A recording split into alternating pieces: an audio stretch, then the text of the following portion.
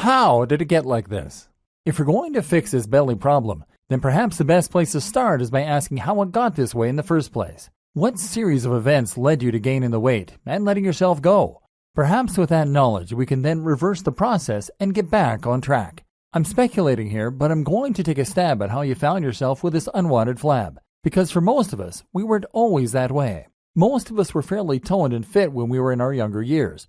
But then things changed. We got older, and then we started to get more tired.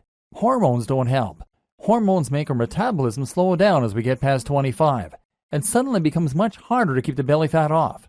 Not only that, but we start spending more and more time at work in the office and pouring more and more energy into that work. Then we get married, get a mortgage, have kids.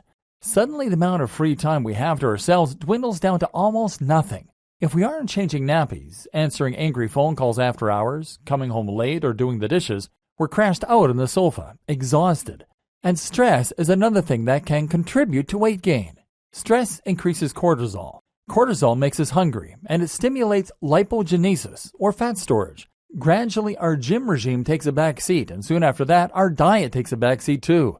We start eating what is convenient and affordable, and slowly life chips away at our fitness. And it doesn't seem like a big deal either. But as we've seen, it really is, because it starts to have an effect in every other aspect of your life. If you can take back control of your gut, you can take back control of your life.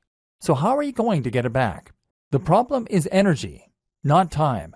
Let's take a closer look at this issue and see what it really boils down to.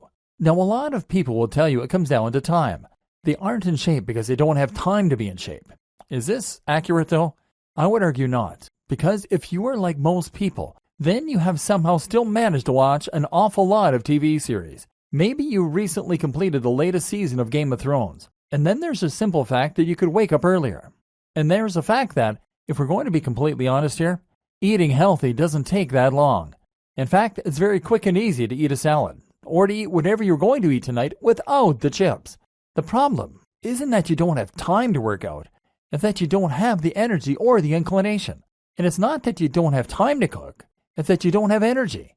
Furthermore, you feel like you need a pick-me-up, something that can help you to get yourself up and running again. And fish just isn't going to cut it.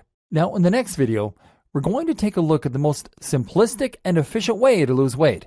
This is straightforward calorie tracking. We'll see why this can work and why it's really just very simple math.